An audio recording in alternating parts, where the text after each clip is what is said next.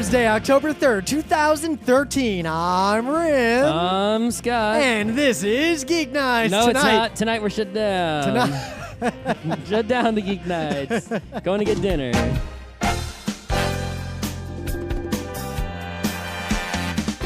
I'm just surprised that Scott actually wants to talk about something even remotely related to politics. I don't.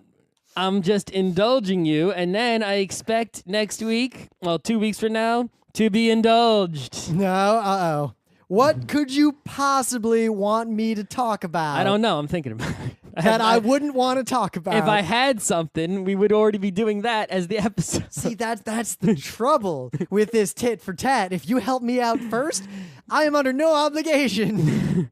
Unless you shut Geeknights down. I can shut it down.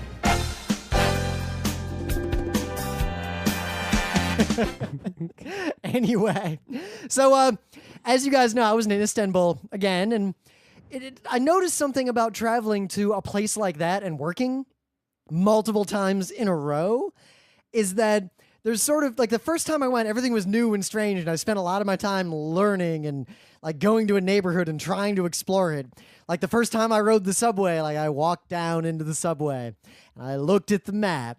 And then I looked at the token machine, and then I tried to figure everything out and like really understand what I was doing. And the second time I went to Istanbul, I had a sort of false sense of knowledge that, oh, I've been here before. I know how shit goes down. And I stayed in the same neighborhood, so I knew that neighborhood really well. And as a result, I got lost every time I left that neighborhood because I thought I knew where I was going better than I did. But then now that I've been there several times, I actually know my way around Istanbul. Like, I rode the subway every day to work, commuting. I lived in like a little neighborhood more downtown near normal people. Like, I lived in the Long Island City instead of the last few times when I lived in the equivalent of like Forest Hills. Why don't you just live in the old Ritz-Carlton? I'm not going to waste that much of my company's money just Your yet. company who gives a shit. Because I kind of have a vested interest in the company and that money. That money is kind of my money, too. Yeah, I want to set a good impression. Make it look like, that's why, financial people always drive fancy cars. Yeah, so you know what? Here's an aside. I realized, one of the meetings I got, the people there knew Geeknights. What? They saw it on my LinkedIn profile. Oh, okay. And they brought it up because they knew, because they listened to it. Mm-hmm. And these guys were super cool and super nerdy, and everything about them was awesome. Okay. But basically, the impression I'm getting, the more I do the work that I do, is that every other company that does financially stock market-y stuff, they have salespeople who only do sales. Their job is, I am sales guy, I sell you thing. Yep. And you know what? You mean every company ever? Yeah, so that doesn't work in a technical field so much. Or when it does work, it doesn't actually end well. Well, it doesn't work if you're trying to sell to nerdy people. The thing is, usually, take, for example, a normal work, right? People who are not technical often get an opportunity to make a technical purchasing decision. For example, who decides whether to use Salesforce or some open source? Now, in both companies I've worked at, me. Yeah. But at most companies, it would be the head of sales guy. So, right? It wouldn't be the CTO deciding which thing to use. It'd be the guy who's actually going to end up using that software. Who decides what to use for the HR management thing that everyone logs into to log their time off hours? The HR person would decide that, and that salesperson has to sell the HR person. The salespeople, their job, what they do, works on those sorts of people. It doesn't work on CTOs. So if you need to sell somebody, say, I don't know, like Barracuda Network sells their stupid, useless router spam filtery things that suck ass, that you need a person who can sell something to a CTO. Unless you're trying to sell to a company that doesn't even have a CTO, which is a lot of companies. They don't have any tech people in-house whatsoever, and they just buy things that do stuff automatically and will outsource, and the vendor will set it up. Sort of like when you pay someone to set up the copy machine in the office. You don't have anyone in the office who can service it. So what I'm noticing is that in the circles I'm in, the financials, there's a lot of younger people who are getting into these positions. and they're all technical but ended up doing less technical jobs, or Money. the tech people are getting to make the decisions because the tech people are increasingly invaluable. I've seen companies where the one guy who knows about like the kind of fixed stuff that I know leaves, and then the company's fucked because literally no one else knows how it works. So increasingly, I'm succeeding at sales because I show up with like a sales guy, like me and the chairman or something, show up to a company and we talk to them, and we're both also technical. So when the guy asks the question like, yeah, so could we just like integrate that to our JMS, whatever? We're like, yeah, and we start talking about the APIs. No one else does that. Of course not. Yeah, so it's kind of cool that I get to do that and it's all working out. But anyway, I digress. Istanbul was awesome, but long flights. I flew Turkish Air, which has... Is that all luxury, first class? No, coach. So I'm going to tell you all a secret. If you eat food on an airplane and it's shitty, which is all the time... Hey, you know, that flight, food on the Qantas was better than I expected. It was okay, but it wasn't good. I looked forward to it because I was hungry. Oh my God, I was so hungry. When we got to fucking LA and we didn't have enough time to do anything before we got to the next flight, I was so hungry. But like I was waiting, like when I saw the food trucks coming out, I was like, oh God, I just walked over like taking one. But Turkish Airlines in coach has better food than I buy for lunch on an average day in New York. There you go. Is it Turkish food? Sort of. Some of it. What did you eat? A bunch of different meals. What were they? So one of them was just this pasta thing that I got. Okay. One of them was... I'm hungry right now. This is not good. This isn't good to conversation you had. One of them was this sort of like artichoke thing as one dish. And that like artichoke marinated in olive oil. Oh my God, it was so good. And then this other piece was like a salad. It was a good salad with feta cheese and stuff on it. And the main dish was like this chicken thing and this beef thing. Who's like, the chef for Turkish Air?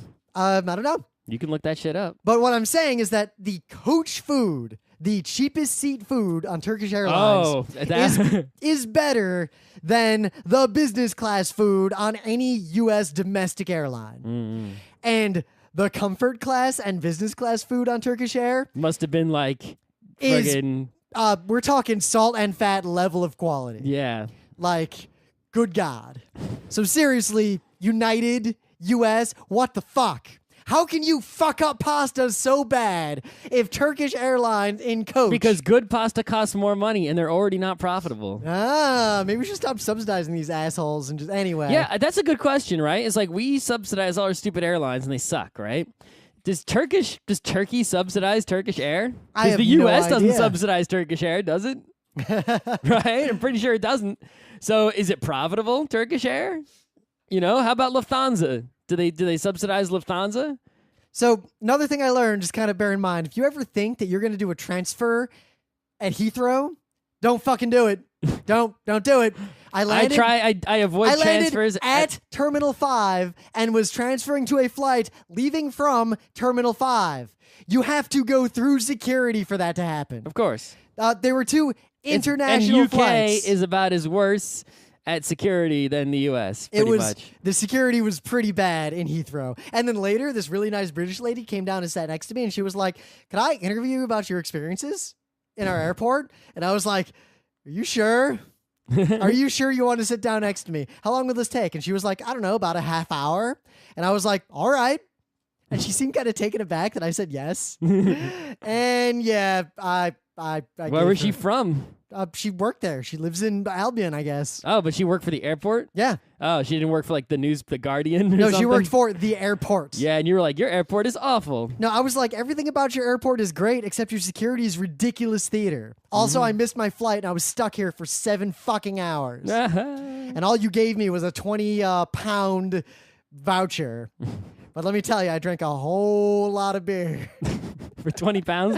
I drank 20 pounds worth of beer and then got on another flight. Wouldn't one beer in an airport be like 5 pounds at least? I don't know. Pounds are worth a lot, right? Yeah. They don't suck. Also, it's Britain. Beer is kind of cheap, and it was pretty good Even beer. in the airport, it's not overpriced? No, it really Why wasn't. didn't you take the 20 pounds to the duty-free?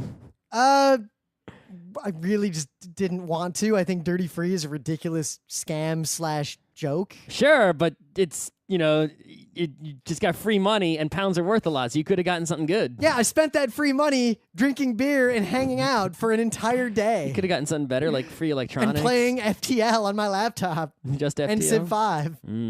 Because I happened to have a charger with me that worked because I was on my way to Turkey. All right.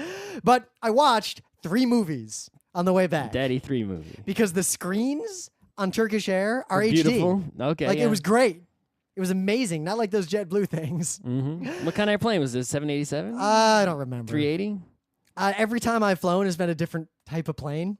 Okay. Anyway, the 3 movies I watched always know what kind of plane I'm on. that I would like to geek bite for you are No Country for Old Men, Seen it. The Last Castle, Never even heard of it. and Phone Booth. That sounds something like we would find in Video Barn. So, No Country for Old Men, a ridiculously good movie that I hadn't watched for no goddamn good reason, was a ridiculously good movie. Just I watch wouldn't it. say it's ridiculously good. I think it's one of those movies where I didn't win a bunch of Oscars and everyone thinks it's the greatest thing ever, right? Well, not the greatest. When I say ridiculously good, compared to the average movie. Yeah, it's a really good movie, but is it's one one of of those ones where people act like it's fucking the best movie when it's only really good movie. And I think the reason I see I this put happening, it on the level of Fight Club. yeah, it's about the same level as Yeah. that. Yeah, and I think this is happening Oh, look, more. if you like this movie, you might also like Fight Club, Sure. Chinatown, Yeah, about that. Memento, about the same. LA Confidential. Memento's another one I think is even more overrated. I think LA Confidential might be a little bit better just because it came out earlier. It's very hush hush. I should read that book. Yeah. Oh, 7, I guess. Yeah, about the same level as that, right? But I think there's a lot of these movies are getting, when someone makes sort of a really good, decent movie on the level of those movies you just mentioned. Nowadays, people act like it's the greatest thing I ever think that's because there's even we're gonna say more the shit same thing, now. aren't we? There's more shit now, so relatively No, speaking, I'm not going to say there's more shit. There's not more shit on There's an also absolute less scale. good. It's that the percentage of movies are more shit. Because just go to Google, do this, and type in a year. And type in like 1994 movies, 1995 movies, and Google in the search results will just show you posters across the top and keep increasing the year. And when you get to about 2001, 2002, 2003, you can see like Lord of the Rings, it's like up, still good, and then there's like a cliff, except for Lord of the Rings, and pretty there much. are still good movies every year. There just are There's fewer. just hardly any. You go to like the early 90s, and it's just like, wow, there are like 4 or 5 all-time classics well, like look in at that this. list. Look at what other movies came out the same year as Forrest Gump. All right, so hold on. 1994 movies: Forrest Gump, Pulp Fiction, Lion King, Shawshank Redemption. All right, The already. Professional. Already. So 1, 2, 3, 4, 5. True Lies. I don't know if you're gonna count that. True. Have you seen True Lies again recently? I'm just saying. Because it is. Are you- It is a great movie. It Okay. really is a great movie. All right, let me continue. Right, so Dumb and Dumber, Speed, The Mask. Okay, those aren't the greats, but those are still movies that have lasting power. Right. I wonder if The Mask holds up. I'm gonna The guess. Crow is significant, at least. Natural Born Killers, Wait. important. Do you think The Crow is significant just because he died, or do you have another reason why you think it's significant? No, it's significant. Not just because he died, but because people make a thing about him dying. Okay. So it's like a historical item. I wouldn't count that. Just the though, fact that its existence, right? because it's not like stuff like No. that happens. The that first often. Ace Ventura, Stargate, Clerks. Okay, so those are all the same year. Look how much there was in that year. All right, go check out All right, the year 10 year- 2007 because that's when No 2000 Country for Old Men came All right, out. so 2007 movies. Transformers, nope. Juno, nope. Spider-Man 3, nope. No Country for Old Men, Ratatouille. All right, 2 greats. 2. I Am Legend, Superbad, There Will Be Blood, Knocked Up, Born Ultimatum, Sins, Hot Fuzz. Yeah. Okay, not bad. 300, You know, one of the Harry Potters. Superbad was kind of shit. I'm sorry, guys. I'm was saying not it was funny. shit. Yeah, I don't like, it's like everything here is just like, yeah, so we've got what, 3? 2 or 3, right? We went from how many? Like 7 to 2 or 3. And if you look, it's like, all right, we'll go to 2006. Here we go. The Departed. There we go. All right. Prestige, slightly overrated, but still good. Yeah. Casino Royale. I will never blame a movie for being overrated. I will not rate a movie based on how other people are overrating it. No, I'm just saying it's not as good as like a lot of people out there think. If I say Prestige, some people out there might be thinking great movie. Oh my God, so you know good. what? I'm like, oh, good. If you haven't seen a lot of movies, it is. Sure. And X-Men Last Stand, Superman Return. Right. So again, two movies in this year. Pan's Labyrinth. Okay, 3. Okay, Pan's Labyrinth was 3. super good. Pretty good. Kind of brutal. So, No Country for Old Men is a good movie for the acting and for the deconstruction, and it's a Coen Brothers movie, which I kind of like all of them. Yeah. So, and they're all kind of the same, not that they're the same plot, but that they have the same kind of attention to atmosphere that I like in movies. But of all the people who played characters in this movie, the reason I like this movie a lot is I'm not going to spoil anything. The bad guy is one of my favorite, quote, bad guys in movies in a long time. Real good bad guy. Because he's a fucking psychopath and he's crazy, but he's not crazy in the way that people who are crazy in movies usually are. Yeah, he's not like Joker crazy. Yep. He's not like, who else is And crazy? all the other characters know he's crazy and act like he's crazy. Yep. And the way that he's crazy is just really fun. I don't know. I like that movie a lot. Also, Woody Harrelson plays a really good role, and his resolution was great because I didn't see that coming at all. But it's a good movie. So there was a movie called The Last Castle in 2001. I like castles. And Robert Redford stars in it. All right. And all I could think when I saw that was Robert Redford is alive. Sure. Robert Redford was in a movie that's relatively recent, like within the last 2 decades. Okay. So yeah, this movie, I just didn't know what to expect, but I read the description and this sounded pretty good. A court-martialed U.S. general Okay.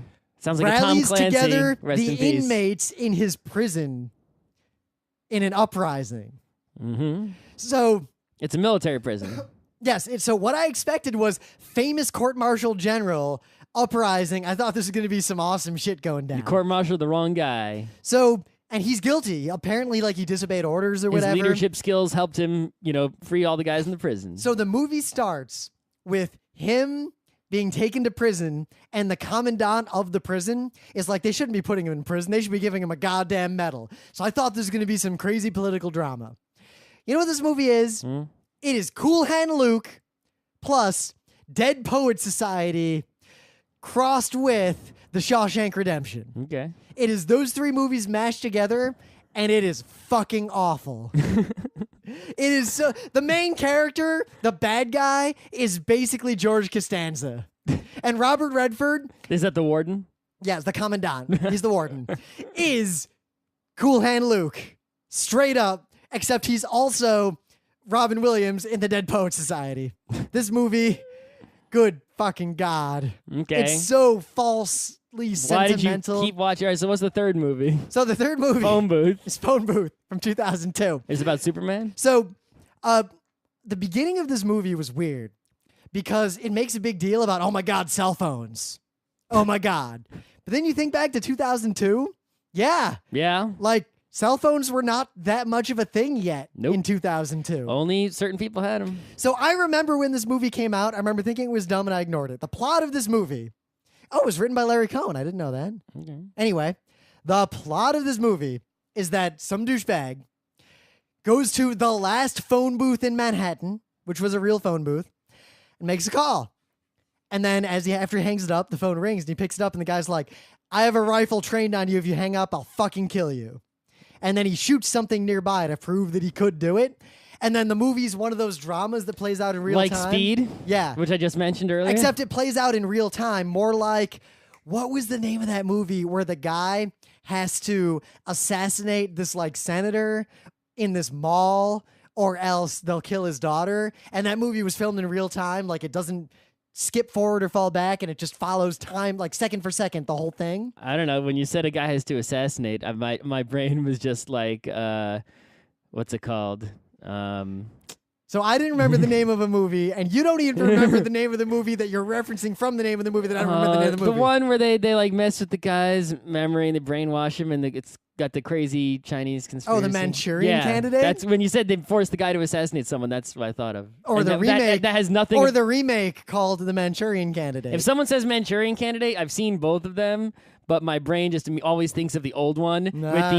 with the scene where the Chinese crazy, room, whatever. Yeah. With those guys. The movie with the Chinese crazy room. Right. So the movie follows that drama. And I got to say, it was better than I expected. And I didn't know Kiefer Sutherland was in it. I don't know who that is. He did the voice acting in Armitage the Third Polymatrix. I don't remember The that voice. The second worst dub ever. Pretty bad dub, though. Ever. It has that scene where Armitage is like getting like taken away or shot or whatever, and he just goes, "No." That's just one of those animes that's all action and art and there's no story. It's just, all right, we have some robot girl and she runs around shooting stuff at the end. Yep. But it's so deep.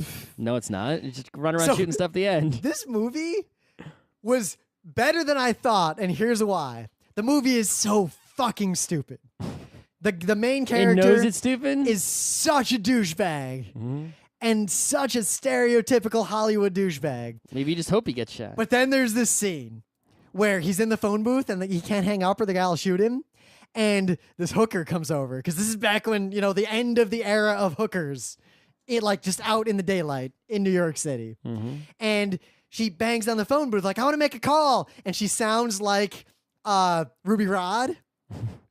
And he's like, no, I can't, to hang up the phone. And he closes the door on her and he bumps into her hand. And she's like, oh, you hurt my dick hand. You didn't. Oh, no, you didn't. You just hurt my dick hand. And this dick hand thing just keeps coming back.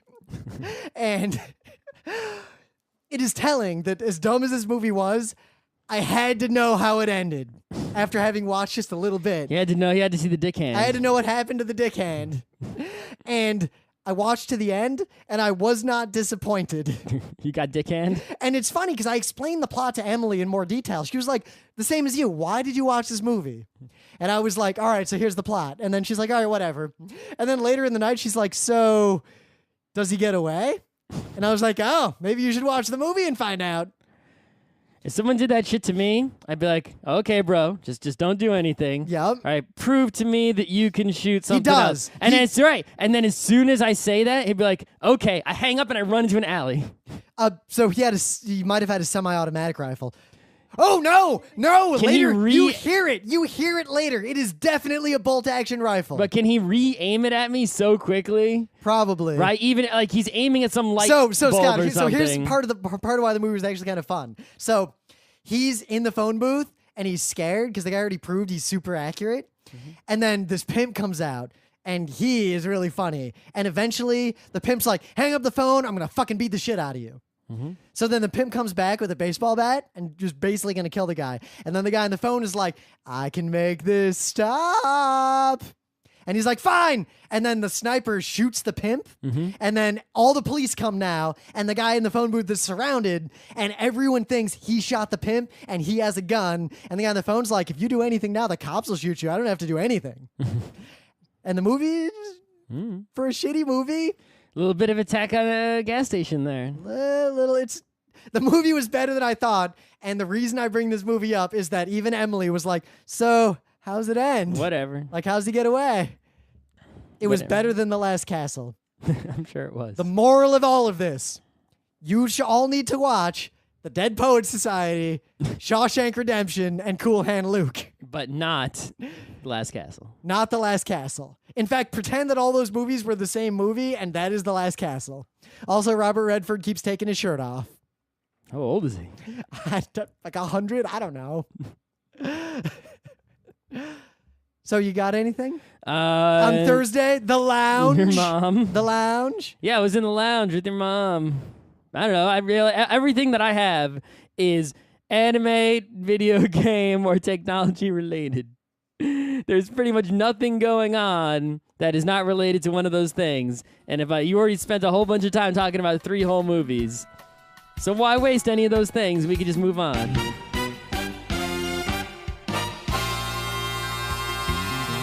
So moving on to things of the day. Wanted to see if I could clip the new mixer, and I did not. Okay, so check this out. This is a video from 2011 showing some research done at Stanford. So it's 2 years old, a little late to the party. But what it is it's dual photography. So the way this works is they have a camera and they have a projector, right? Like the kind you would use to project a movie onto your wall. And they aim the camera and the projector at the same scene from 2 different angles, right? Ah. Then they basically take a picture with the camera of the scene, right? And they are able to, with math, take a with the data from the camera, show you what the projector sees. Huh. So the picture that develops, right, after processing this is what the projector is seeing, right? And it can go so far in the demonstration as to they have a playing card, and you look at the photograph that the camera took, Yeah. and the photograph is the back of the playing card. But the projector, of course, is at a different angle, and it can see the face of the card. And, of course, with the data that comes out of the camera, plus their processing, you can see the face of the card super clearly, based on the light that reflected off the card and bounced off and back into the camera.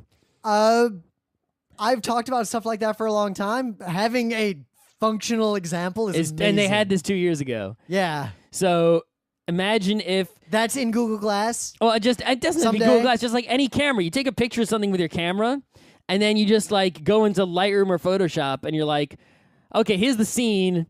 There's a thing. What's around that corner? Yeah, there's like a light bulb over there, and the light bulb is at this position. Show me what it looks like from the light bulb looking that way. I'm convinced that cameras as we know them will someday disappear and will be replaced by a button that you carry it around on you, or you activate it. You go bam, and it just takes a sort of metadata moment of... It just captures a bunch of photons from all over. No, it doesn't even do that. It just captures the exact timestamp and GPS location of you, and then embedded sensors from everything else in the world combined all dump their data into a blob associated with that, and then you can explore that blob at your leisure later. I'm sure. That's all gonna come. That's culture shit that's coming But I down can't the wait road. for this shit to... Like, if someone could use this in sports, right? You could have a lot less cameras at the sporting event, but still get the angle to see what happened. Wait, yeah. Take that, soccer. Yeah. Soccer will never use this. Soccer isn't even using regular I know. cameras. Speed walking. But football might use this. I look forward to the day when they zoom into the hockey player's brain to figure out if he started the fight or the other guy did. So Scott apparently had no idea that this "What does the fox say" meme happened. Oh yeah, I didn't see that at all. Yeah, that was all over the internet. 81 million views already. Okay. So yeah, what does the fox say? If you didn't see this, culturally in the U.S. at least, and a lot of other countries, what's the dog say? Woof. What's the cat say? Meow. Well, in different countries, it says different things. Yeah, but everyone has a thing for that. But culturally, if you ask the average American, what's the fox say? They blank. It's like a dog, but it sort of yaps, but it's sort of... Yeah, smart people know foxes make noises, but if you ask an average person or if you go to a Speak and Say, there's no goddamn fox on that thing. Dude, let's make a Speak and Say that only has animals that are normally not on a Speak and Say. That would be a pretty good Speak and Say. That would just be like, we'll make it like an Arduino, and we'll just sort of, we'll print out a sticker for it. We'll just take a Speak and Say and mod it. And that'll be our like a special Speak and Say. You just plant it somewhere or bring it to the Maker Faire. That would be a cool thing to do. Yeah. That's actually the first time I've had a project with an Arduino that'd be fun. Yeah. That I could just do. Anyway. We need to come with all the animals, though. Though someone said in some country in Eastern Europe, I think, they were on FARC, they were like, yip yap.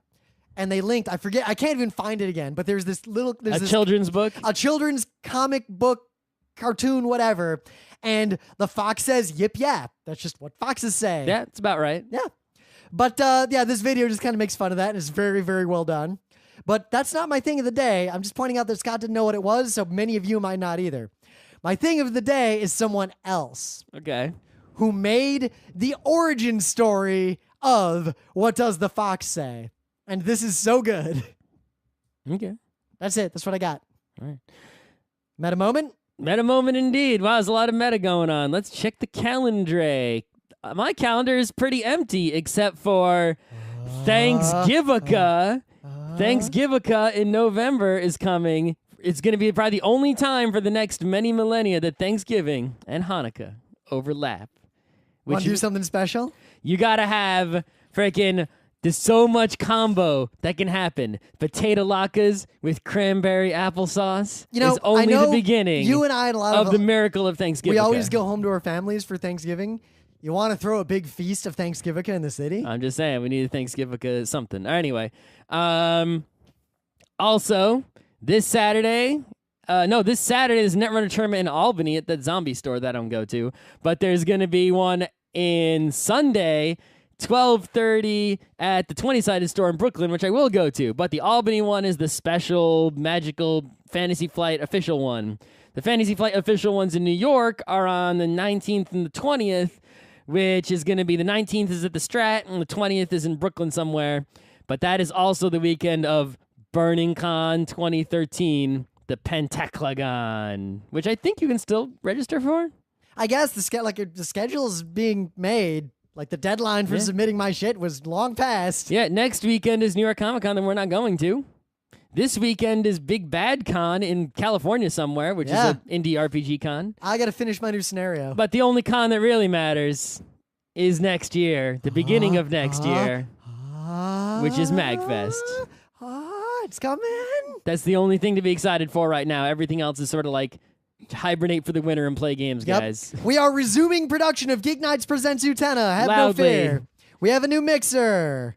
We videos on the internet. We're streaming stuff. There's a Tumblr that every day is tumbling an old episode of Geeknights, an artisanal tumble. The book club book is Stasiland, a book about what will happen in the U.S. if we let the NSA get away with all this shit. right now they're shut down. That's okay. Yeah. Nope, the NSA is not shut down. Oh. In fact, you want to know some bullshit? You know what one thing that is shut down? The part of the IRS that helps you defend yourself if you mess up on taxes. Okay. You know what's not shut down? The part of the IRS that collects taxes. That takes your shit away if you mess up. So basically, the due process part is shut down, but the take your shit part is still running. How is that not an essential service? Realize the head of the IRS decided that, right? That's what they've been telling us, is that the people who decide what's essential and what's not essential are like the heads of the departments, like the upper managements. Yep. So that means the head of the IRS, right, just decided that. They have complete power to just make that decision. And they decided that, which means whoever's the head of the IRS right now, let's look them up. Oop, that's not head of IRC. You looking it up? Head. Who is the head of the IRC? Op. Commissioner of Internal Revenue is that's from 1862. Currently, Daniel Werfel. He is the acting head of Internal Revenue. Daniel Werfel, you're a jerk. You're a bad person, legitimately. You're just a bad guy, but you're appointed, so we can't vote you out. You're just an appointed person. So yeah, the government shut down. You did. I'm kind of amazed that it actually Start happened. menu, but when you go to the start menu, you actually are stopping. Did you see that tweet? Someone was like, "It appears, I've seen it appears your government has shut down improperly." You realize there are like 4 tweets that keep going around, and everyone just keeps retweeting them. I saw them like 3 days in a row, the same tweets over and over again. Because Nerd is going to make the same jokes about this stuff. The thing is, many of the people who are tweeting, I wish there was a way this, to like tell Twitter like hide duplicate retweets. Like if I've seen that tweet from someone else and someone tweets it again, I don't see it again. It depends sometimes. Because years ago, I tweeted something. And it just like really went viral. And I remember that it kept getting retweeted, but then it kept getting retweeted back at me via old clients with the RT and things in front of it. So I kept getting my own tweet retweeted back at me by people that I follow like months after the fact. Yeah, I don't like that. But I think a lot of the people who listen to Geek Nights were not really old enough to remember the last time that this happened, like back when we were in high school.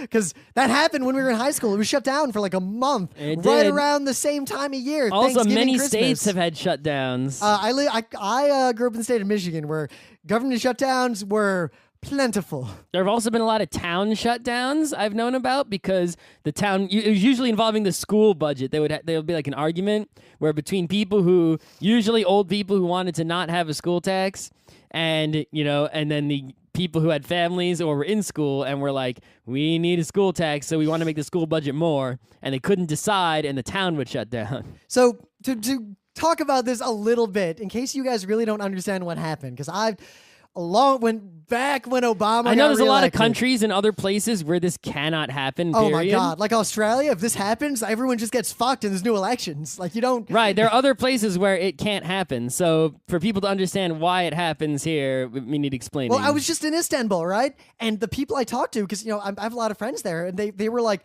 "So, what's this about your government shutting down? Like, how the fuck can that happen?" And the funny part is that when I explained it, a lot of people outside of the U.S. don't know how the U.S. works. No, they think that the Republican Party is like some wacko right-wing fringe and isn't a is. mainstream party. It is a wacky But it's mainstream. also it's a a mainstream mainstream- wacko fringe. It's a mainstream party. They don't realize that. They're like, what do you mean they're half the country? Because their country didn't have a South, Yeah. right? Well, like Germany had a South. It's you called saw East Greece Germany. just arrested the leaders of their far-right And party. they were only able to do that because the guys freaking murdered somebody. Yeah. Right? Because, I mean, I guess they have mostly freedom of speech in Greece, right? Yeah, kind of. I mean, they couldn't just arrest them for being Nazis that they are, Nope. you know? And I'm fine with And us like, not being allowed to arrest and the thing Nazis. is, while I am 100% anti-Golden Dawn nut jobs, if they arrested them simply for being Nazis, I would be not okay with that. But those guys Exactly. have done plenty of other things besides simply say anti-Semitic things and express their evil speech. So it's perfectly okay to arrest them, which they finally did. It took too long. They realized they had those Golden Dawn crazies. Like in the U.S., there are plenty of places where you can vote for like the Nazis, right? Yep. In Greece, those Golden Dawn guys have like 18 seats. Yeah. That's how racist Greece is. Far-right how country. fascist. Dude, in Sweden, the Nazi extremists are a significant political force. Yeah, the free speech is the best thing ever, but I digress. So I'm going to explain what's happening to you by quoting Abraham Lincoln. Ram, you got to stop doing the tweets where you have more than one. If you can't fit it in one tweet, you shouldn't be tweeting it. People like do you know how many people Except for- retweeted that except- stream of tweets? Except for every single person that says Ram, and you realize I have more followers than you. I'm great. I'm gaining on you. I just want to point out this thing, right? I don't care how Yeah. many followers I have, right? It's Yeah. just right. It's just relevant to the other point I'm making, right? The number doesn't, I'm not having an ego or whatever, right? Yeah. So I have like 100 more than you. You have almost twice the number of tweets that I have, and you've been tweeting for less time. Yeah, I tweet a lot because I poop a You lot. Tweet too much. I tweet. Too much tweeting. The thing is, most of those tweets are just me having conversations with people. I'm just saying, too many tweets. Not enough. Twitter tweets. is all about less. The reason it's small is so that you shut the fuck up. Nah. But all right, how many tweets does Daryl Surratt have? I'm probably more than either of us. All right, Daryl. Let's see. Daryl Surratt. You follow each other. 40,000 tweets, 3,000 followers. You have like 12,000, and I have like less than 10,000. I have like 6, I've 7. noticed something because I was keeping track of it with the graph. The more I tweet, the more followers I get. Straight up. So you just have an auto tweet constantly. Yeah. Or just poop Bother more often. everyone who follows me. The stream is flooded. Well, the thing is, and they unfollow me. You do want to do like Conrad has his regular Twitter, and then all my developer shit is in this other Twitter. Anyway. Anyway, I'm going to quote Abraham Lincoln in a letter he wrote in 1861. Republican Abraham Lincoln. Yes. Noted Republican. So one thing to keep clear, guys, outside of the U.S., the Democratic Party today is effectively the Republican Party from the 1860s. The Whigs. Yes. The Republican Party today is basically the Democratic Party from the 1860s. That's right.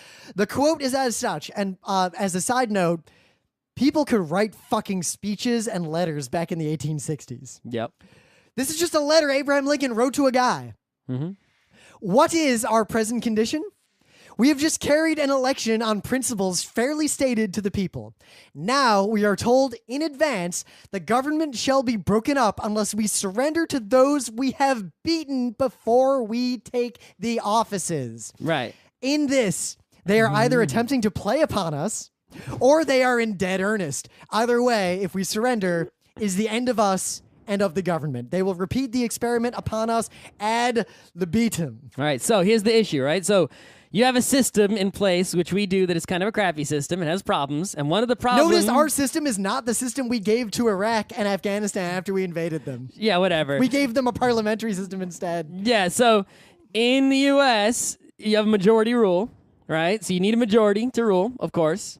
But if you have, say, the numbers not working out, right? We have, the two, right? So right now, the House, you got Republicans sort of, right, in charge. Well, the Republican Party controls the House of Representatives because they took over many years ago the state legislatures ahead of the U.S. 2010 census that determines where district boundaries are drawn. So they gerrymandered, or Garymandered if you're a pedant, like me, the districts to ensure that they would control the House and hold on to that one piece of the government they can still control. Right, and the Senate... Even though they lost the popular election. Right, so most of the people in the country voted Democrat. Most of the Senate is Democrats. The president is Democrat. Most of the states, right, where those Democrats live have Democrat people. But the Republicans won certain things, so they control this one part of the government, right? 1/2 of 1/3 of the federal government. So it's like they don't have enough people to where, let's say they wanted to write a law and pass it, they don't have enough people to do that. They can't do anything they want to do, but they have enough people mathematically to where they can stop someone else doing what they want to do. Now, it's slightly more complicated than that because I don't want to get into the details of the Senate because you need to at least get a few of these crazy people to agree with something if you want to make it happen. Here's the trouble. This is because the Senate, for once, is actually working fine. Of course. But the House, the problem, and to get back to Lincoln's thing, isn't just that this tiny part of the government can shut things down and fuck things up. The reason they can do this, in this case, and shut the government down, is that Republicans pushed forth all this stuff back in the day to where we have to keep passing these bills periodically to keep the government going for no good reason. Yeah, basically when they write the law, in the law they say this law expires X, right? And it's like, we don't have to write the law that way. We can write whatever law we please. Why don't they write the law to say this law lasts forever? And then because the end. Every time this comes up, they have the option of saying, fuck you, do X, or we won't pass a bill. Right. So they it's can like, hold if you the want government hostage. If you want this law, you need some of us to say yes on this bill to make it happen.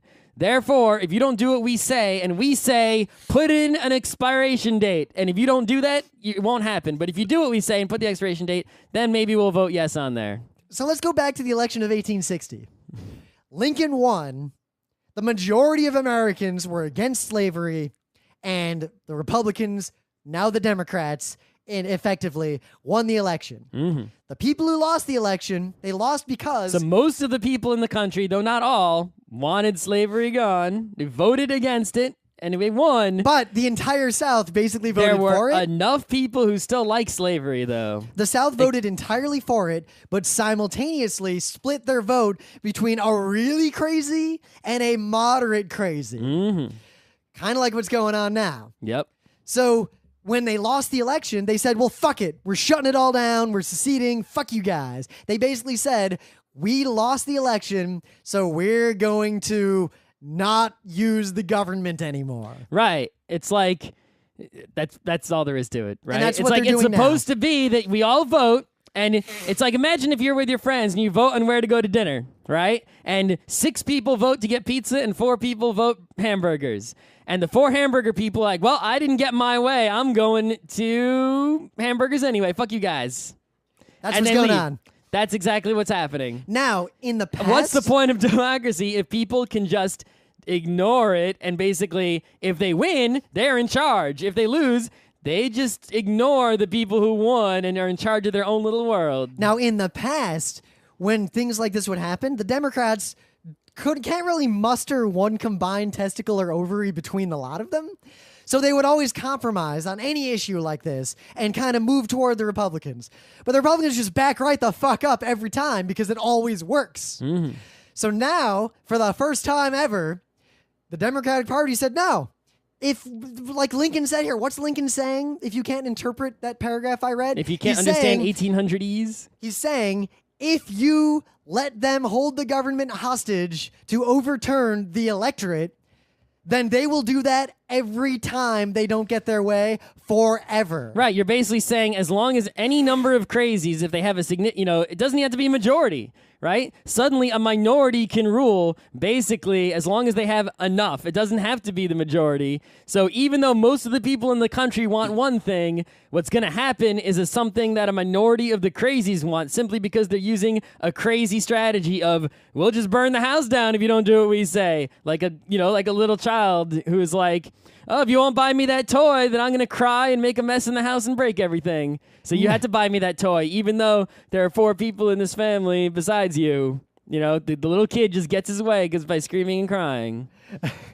And if you give the kid what he wants, to make him shut up, guess what happens next time you're in the toy store? I don't know why, but screaming and crying again. All I can think of while you were saying that is the baby in Dinosaurs. Yeah. So the only option is to let the baby scream and cry and mess up everything in the house.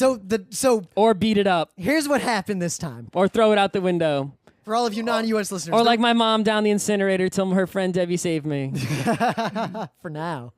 I don't think I fit down the incinerator anymore. The incinerator of Damocles is waiting under you. She literally saved me from the incinerator. So, the Republican Party is the moron party. Of course. Don't get us wrong. It is their fault 100%. But within that party, there are 2 factions. The moderate Republicans. Who are like they're the crazy. Yeah. They're morons. They're bad. But at least they're like your old enemy. Like in the Prince like of Bill Nothing. O'Reilly? It's like the Prince of Nothing. The old enemy where you and your old enemy understand each other and know when to fight and when to kind of just go through the motions. It's like they disagree with you, but they're not totally fucked the fuck up. They're like, look, backdoor deal. We got to do something to make this work. All right, well, I'll give you this. You give me that. Let's. Right. It's like you got Superman and the old enemy is Lex Luthor. It's like Lex Luthor's not going to destroy the entire planet to get Superman because his shit's there. Right. Maybe. Well, I know. I haven't read enough stupid DC comics. Yeah, it depends on which era of Lex Luthor. Right. But, the crazy enemy is like Doomsday, right? He shows up, he kills Superman because he's just so crazy powerful. So the Tea Party side of the Republicans will say they're going to burn it all down if they don't get what they want, but unlike the moderate Republicans, they'll actually do it. Yep. And my guess is that eventually John Boehner and the moderate Republicans were like, you know what? Fine. Fuck it. Go for it. This is what you want? This is what you want? Let's do it. And the Democrats were like, yeah, fuck you. Have fun. We'll wait. Clock is ticking. Yeah. And here we are. Government shut down. So, what government shutdown, the problem with the government shutdown, of course, is in and of itself doesn't cause enough pain to anybody to, in particular, or enough people, or enough pain to actually bring about change, right? It's like there's very few people who are, up in arms enough, deprived of enough bread and circuses, such that there's going to be any sort of uprising or push to actually fix anything. And basically, so these people in Washington not to do anything. And also these crazies, right? The only people the crazies have to answer to are the people who voted for them. And in the place they live, in their gerrymandered district, right, it's all crazies. So even though the whole rest of the country is like, you guys are crazy, what the fuck is wrong with you? Those people don't vote for that crazy. That crazy only represents this, place in the desert or in the South where a bunch of hicks live. So who are all crazy. And those hicks are very happy with this, and the government shutdown doesn't hurt those hicks one bit. So thus explaining why these so-called moderate Republicans are letting the crazy people get what they want because of challenges from the right. If you're a Republican, even if you're really conservative, and you vote with the Democrats to just get the government working again, they'll brand you as a traitor, a rhino, a Republican in name only. Right, because remember, the people who are voting for these crazies are dumb people. So you have to appeal to dumbness, which is really easy. That's how they got in power in the first place. Yeah, it's easy to brainwash and propaganda dumb people. You think Americans don't vote in elections? Americans fucking don't vote in primaries. The only people who vote in primaries are super politically motivated people and horrible old conservative busybodies. Right, so basically, you that's what you did. That was your strategy to get elected, was to brainwash and appeal to crazies and stupids to get them to vote for you, right? So now you are basically beholden to stupids and crazies. So And if if a you do moderate- intelligent things, somebody else who's crazier than you can now basically tell the crazies, oh, this guy who said he was on your side, compromised a little bit. And be like, oh, right? So the same weapons that you were using against your enemies are now used on you if you don't actually do the crazy things that you said you would do, right, just to get in office. So the moderate Republicans have basically a gun to their head. If they do business as usual and fix this or do any sort of compromise, some ridiculous far-right guy will come in to the right of them, no matter how far right they are. Right means conservative and stupid in the U.S., by the way. Left means liberal and usually also stupid. But I digress. So people will come in to the right of you, more conservative, and the only people who decide who gets to run for the Republican office are the people who vote in the primaries. The most crazy people in every district. The people who have nothing better to do. The craziest of the crazies are the only people who vote in those things. Mm-hmm. So, yeah, my prediction of what's going to happen in the end of all this, and then I want to let Scott explain his idea for how maybe the only way I think we can fix anything in this country in a short amount of time. So, my prediction of what's going to happen is that the moderate Republicans, if they do anything, there's going to be this problem. I think nothing is going to happen and the government is going to stay shut down until we get to that other deadline that's coming up, the debt ceiling, which that is actually for real a big deal if we don't deal with that. If they don't do what they need to do then and they keep holding out and keep just holding everyone hostage, basically all the economy will collapse. This is the equivalent of pissing in my own bed to prove a point. It's like the country isn't doing what I want to do, so I'm just going to burn the whole country like down. Like that Ogloff. You feel like a king of the world when you first piss in your bed. Well, they managed to get past the last debt ceiling situation. Yep. And they pushed it off until, well, now. So here's what I predict. Democrats don't budge. We get to the debt ceiling debate. Eventually, enough moderate Republicans defect and vote with the Democrats just to get things going again with minimal compromises from the Democrats. Then the Republican crazies go apeshit.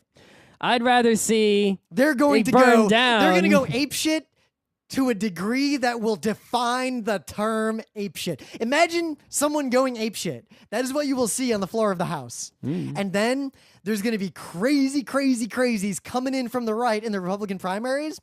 And I don't think they're going to win general elections. I think Democrats are going to replace them because the people that the crazies are going to target the most are the Republicans that are near sane places in the U.S., like suburbs of the big cities. So I think the Republicans are going to destroy themselves over the course of the next 18 months. I hope they burn it down and the debt ceiling doesn't work, because even though that would suck for everybody, I think that, the government shutdown doesn't cause enough. It's bread and circuses, right? We still have bread and circuses, even though the government is shut down. Oh, I'm not saying what I want to happen. Yeah, I'm saying what I think will happen. If they fuck up the debt ceiling, then there will actually be a lack of bread and circuses in a significant way, to where even people who just ignore fucking politics and don't even give a shit and don't pay attention and just living out their lives will be like, oh shit, my shit is fucked up. I can't, oh my God, my life is basically ruined because of these crazies. And then they'll be forced to do something and have a more drastic and rapid fixing after a short-term pain, as opposed to putting in, stitching up the wound and holding it together even longer, right? I think part of this, too, is that this fight is all over Obamacare, the Affordable Care Act. I think the Republicans are desperately afraid that it'll work, or at least won't make things worse, and then suddenly everything they've been saying for the last 4 years sounds really stupid. That's how it is. It's a battle of an ideologue versus a pragmatist, right? If you have an ideology, basically you believe in it on faith, right?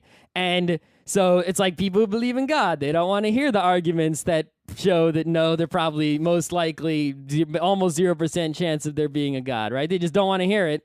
And if you actually had some evidence, say, to disprove somebody's, fake medicine, they don't want to hear that either, right? Because if you could actually prove them wrong, that just ruins their entire worldview, right? So they just believe this thing on faith, no evidence whatsoever, even though it's wrong. And basically, they're happy, they're lucky that they have the power to prevent you from doing the thing that goes against their ideology. Because then that would be evidence in their face, just, basically bringing their world to a halt. Everything I believed is wrong. No. So as long as they can prevent you from doing it, they never have to see that they're wrong, and they can continue believing their lies and, faith, and not have to have a crisis of faith of any kind. So right? And keep living in their fantasy land. We live in New York, in a sane place where there are no crazies. There are very few crazies where, here. As a result, we have zero ability to in any way impact this situation. Nope. Not by voting. So, Scott, suppose we, our type of person, needed to change things in the government. Well, so, throughout history, there have been many ways to change things in government when voting doesn't work, right? So way number one, violent revolution. Not gonna work, guys. Right? Not only the people who are good have less guns than the people who are crazy, but B, even if we went and got guns, the government has better guns. And C, because of all the terrorism nonsense, which we would like to fix, the government and even the police have way too many guns. They're basically just armies everywhere. You can't, there's nothing, and also violence is bad. I don't want to kill cops. It's not their fault. They didn't do it. They agree with me. They're just doing their job, right? Except for the Nazis were just doing their job. Except for the bad cops. The bad cops. Those are the ones, right? So speaking of bad cops, beating up protesters, right? We can go protest like dirty hippies. Yeah, that doesn't do anything. It doesn't do anything because who has to listen to a bunch of... Remember your rally for sanity? Remember your Occupy nothing? Yeah. Right? You know who shows up? People with no jobs and hippies and crazies. And even people who agree with them are just like... we don't have to listen to anything you say. Speaking of people with no jobs, meaningless. Speaking of people with no jobs, I biked to work at like 10 this morning just because I was doing some stuff first. So after normal people go to normal jobs, it was all fixies. Yeah. It's all the people without jobs are riding fixies at 10 o'clock. And all the people with normal jobs are riding normal bikes at like 9. Yep. Anyway. Yeah. So if you go out and protest, people just ignore you. You're a crazy hippie. That's completely pointless. Doesn't do anything, right? So what else can we do? Write letters to our representatives. My representative already is on my side. They're not perfect, but they're on the right side of this issue. I just initiated a gas attack in this room, but I don't think it's going to have much effect outside of this room. Trail of Tears? Yeah. So really, what can we do, right? So we have to look through history, right? And we look back and we try to find people who were able to do this. Any instance in all of history, someone was able to have a change in their government from the bottom up, who didn't have political power, maybe with a group of people, whatever. So let's go back. Martin Luther King, civil disobedience, right? We can do that. Yep. That won't really work today either, because we'll just end our asses up in jail, right? No one will pay attention. And this issue, right? So Martin Luther King, right? The issue he was fighting, he broke the laws that he was trying to get rid of, right? So it's like we pirate music, we'd like to get rid of those laws. That doesn't, right? But what law can we break here, right? That would be the law that we're trying. Can we go and just give people health care? I don't. What are we supposed to? What are we supposed to do? Are we supposed to? I don't know. Like what? There's no law to be disobedient to because we're not the ones who have to obey this law. The government, the treasury, I guess, has to obey this law, right? So even if we were civil disobedient, there's no civil to disobedient in this case, and we'd all just end up in jail, and it wouldn't matter.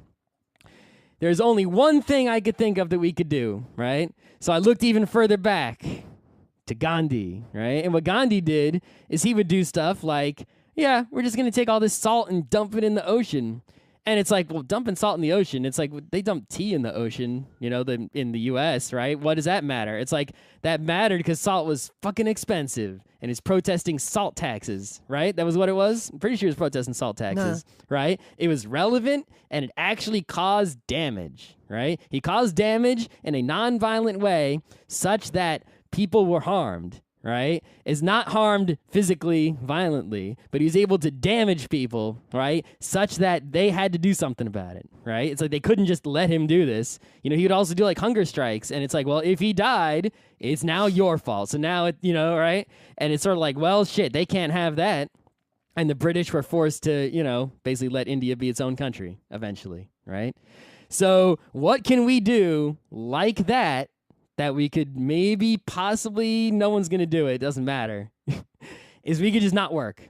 A general strike. Nobody, period, Even essential. Well, I don't know if essential people really have to. Like, does nobody goes to work? But what does nobody mean? Like, would it work if the firemen still went to work? Or maybe even the firemen don't go to work. Even the doctors don't go to work. I would suspect. Even the military doesn't go to work. Our demographic, if all of us stopped going to work, a lot of things stop working really quick. Exactly. And it's like, you look and it's like, not going to work, all the rich people suddenly have no money. Right? It's like, oh, you want to take money away from a rich guy and you can't pass a law to tax him?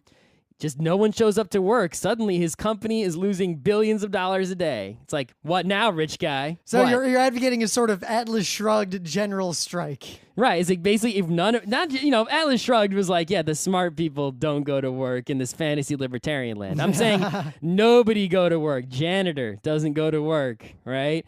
Taxi driver doesn't drive his taxi. Like nobody goes to work, right? And if we do that, and it's like, all right, government, nobody is working, or at least enough people, or certain people in enough quantity and in enough important positions are not working such that it is causing, people distress, right? Such that they are upset and they like, we can't not fix this. These people need to go back to work, but they refuse to do so until, you fix the healthcare and you do these things that we want. Otherwise, shit's going to actually be painful for a lot of people, and they're going to be really upset, and it's your fault. That's right. It's like Gandhi's hunger strike, right? It's like, it's your fault if Gandhi dies because he's not eating because you're not doing what he said. So it's like, it's your fault if, these people in the hospital die because the doctors aren't working because you didn't fix the healthcare bullshit, right? And those people, so now not only the doctors, they were originally upset, but now the people who are dying are upset, and the families of people who are dying are upset, right? It's like one person not going to work, right? If they don't pick up the garbage for a few weeks, that's thousands of people because like 2 or 3 people didn't work. So we just have to reach a critical mass of people not working and refusing to work until shit is fixed, and that will force them to fix shit quickly. Now that is almost where a real rally is. Imagine if those people not only don't go to work, but they all just go to D.C. Yeah, it doesn't matter if they go to D.C. They can just stay home and drink, beer but and have there's power one party. thing that the general strike does not give you for a while, and that's the media frenzy. You can have a media frenzy without, everyone going and rallying. Not everyone.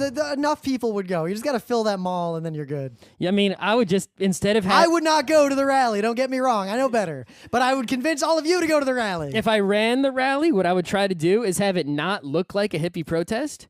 Where everyone's with the signs and the chanting, whatever. Well, Martin Luther King, they would march in their Sunday best. I wouldn't march either. Marching is also pointless. What I would do is I would party. I would be like, all right, everyone, you're not going to work. Let's all go to the National Mall and party. Woo!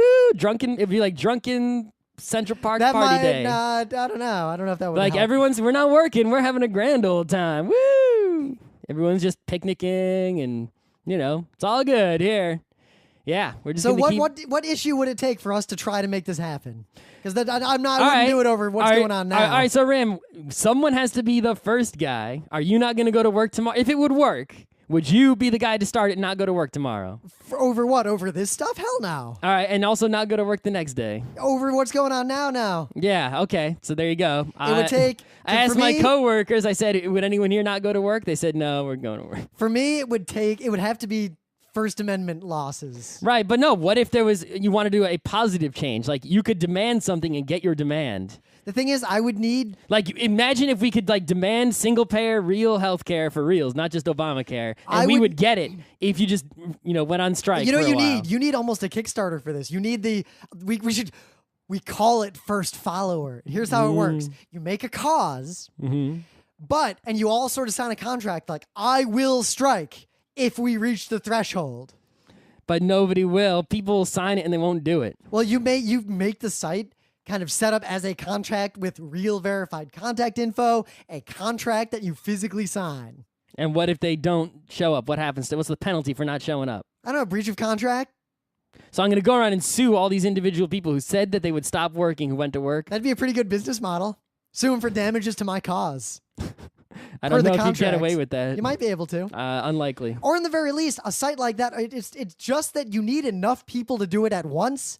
So it's not just the one lone wacko who loses his job and then no one cares because he can't afford to still be on the internet talking about it. You need enough people to go at once. And you need some modicum of assurance that if you do it, all these people will do it together. Like the first 10,000 people have to all do it together and make a big media shitstorm.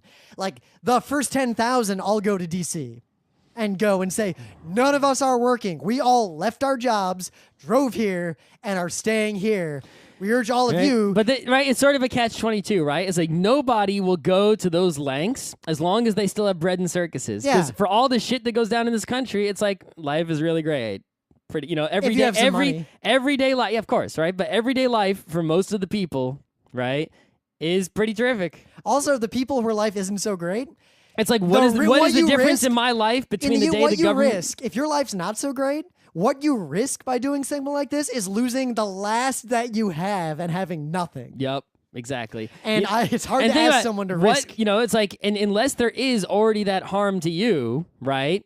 You're not going to get up and do something that's going to cause harm to you on purpose. So, but at the same time, it feeds into itself, right? The strike itself is the thing that would cause harm to people such that they would get upset and strike.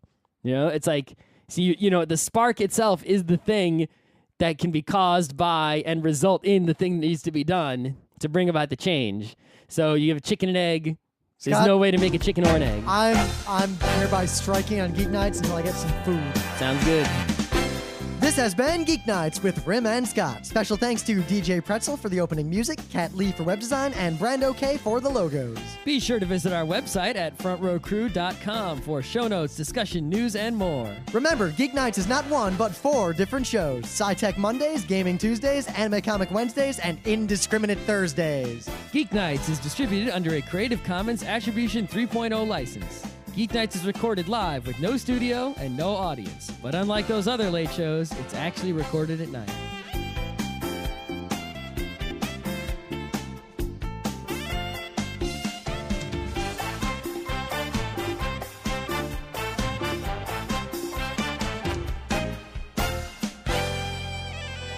Is better than the business class food on any U.S. domestic airline. Mm-hmm. And the comfort class and business class food on Turkish Air must have been like friggin'... we're talking salt and fat level of quality. Yeah. Like, good God. So seriously, United, U.S., what the fuck? How can you fuck up pasta so bad if Turkish Airlines in coach? Because good pasta costs more money and they're already not profitable. Maybe we should stop subsidizing these assholes and just anyway. Yeah, that's a good question, right? It's like we subsidize all our stupid airlines and they suck, right? Does Turkey subsidize Turkish Air? Because the U.S. doesn't subsidize Turkish Air, does it?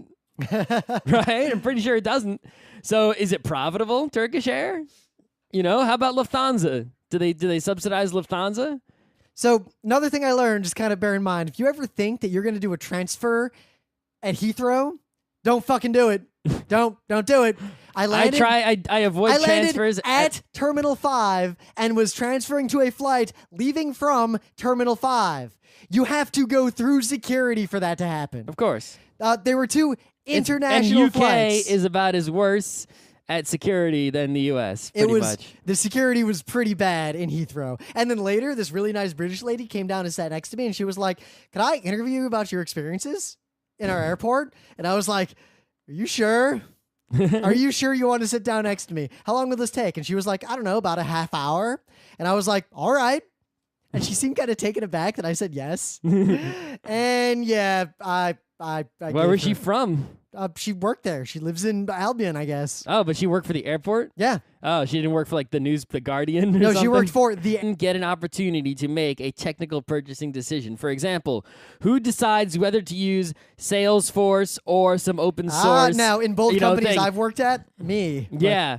But at most companies, it would be the head of sales guy. So, right? It wouldn't be the CTO deciding which thing to use. It'd be the guy who's actually going to end up using that software. Who decides what to use for the HR management thing that everyone logs into to log their time off hours?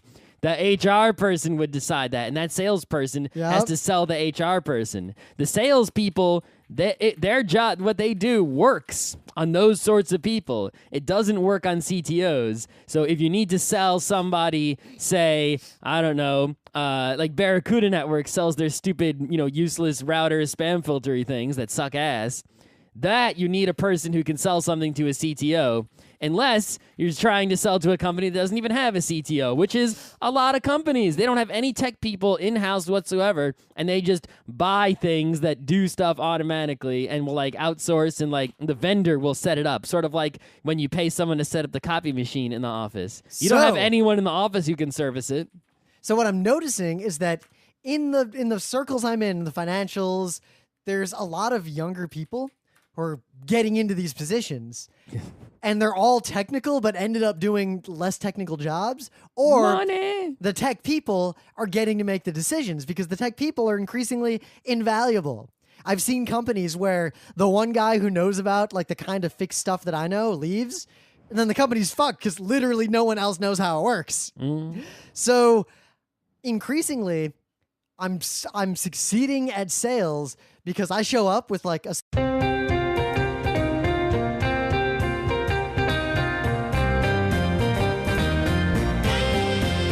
It's Thursday, October 3rd, 2013. I'm Rim. I'm Scott. And this is Geeknights. No, Tonight. it's not. Tonight we're shut down. Tonight. Shut down the Geeknights. Going to get dinner.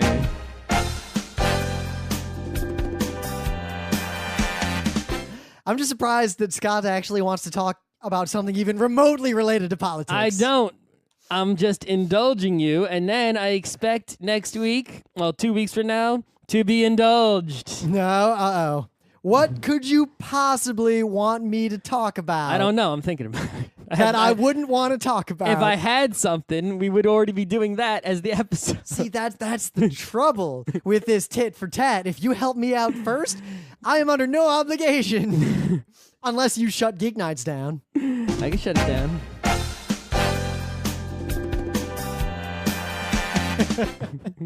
Anyway, so as you guys know, I was in Istanbul again, and I noticed something about traveling to a place like that and working multiple times in a row is that there's sort of like the first time I went, everything was new and strange, and I spent a lot of my time learning and like going to a neighborhood and trying to explore it.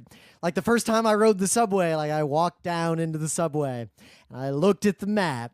And then I looked at the token machine, and then I tried to figure everything out and like really understand what I was doing. And the second time I went to Istanbul, I had a sort of false sense of knowledge that, oh, I've been here before. I know how shit goes down. And I stayed in the same neighborhood, so I knew that neighborhood really well. And as a result, I got lost every time I left that neighborhood because I thought I knew where I was going better than I did. But then now that I've been there several times, I actually know my way around Istanbul. Like I rode the subway every day to work, commuting. I lived in like a little neighborhood more downtown near normal people. Like I lived in the Long Island City instead of the last few times when I lived in the equivalent of like Forest Hills. Why don't you just live in the old Ritz-Carlton?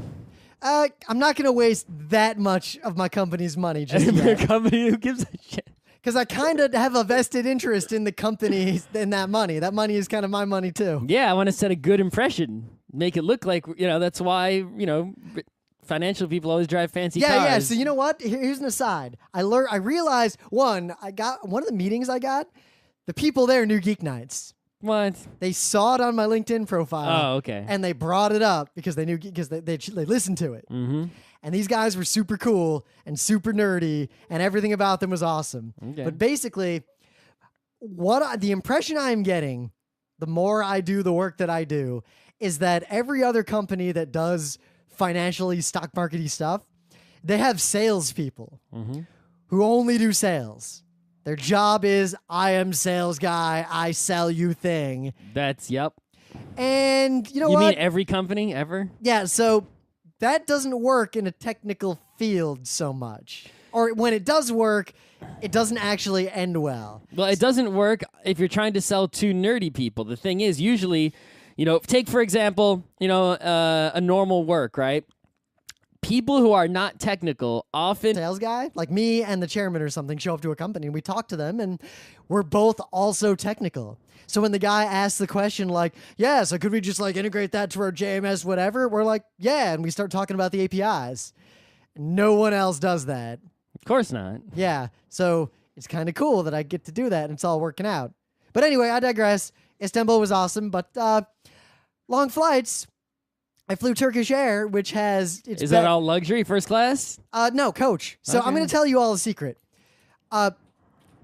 If you eat food on an airplane and it's shitty, which is all the time... Hey, you know, that flight, food on the Qantas was better than I expected. It was okay, but it wasn't good. I looked forward to it because I was hungry. Oh my God, I was so hungry. When we got to fucking LA and we didn't have enough time to do anything before we got to the next flight, I was so hungry. But like I was waiting, like when I saw the food trucks coming out, I was like, oh God, I just walked over and like taken one. But Turkish Airlines in coach has better food than I buy for lunch on an average day in New York. There you go. Is it Turkish food? Sort of. Some of it. What did you eat? A bunch of different meals. What were they? So one of them was just this pasta thing that I got. Okay. One of them was... I'm hungry right now. This is not good. This isn't good to conversation you had. One of them was this sort of like artichoke thing as one dish. And that like artichoke marinated in olive oil. Oh my God, it was so good. And then this other piece was like a salad. It was a good salad with feta cheese and stuff on it. And the main dish was like this chicken thing and this beef thing. Who's the chef for Turkish Air? I don't know. You can look that shit up. But what I'm saying is that the coach food, the cheapest seat food on Turkish Airlines, is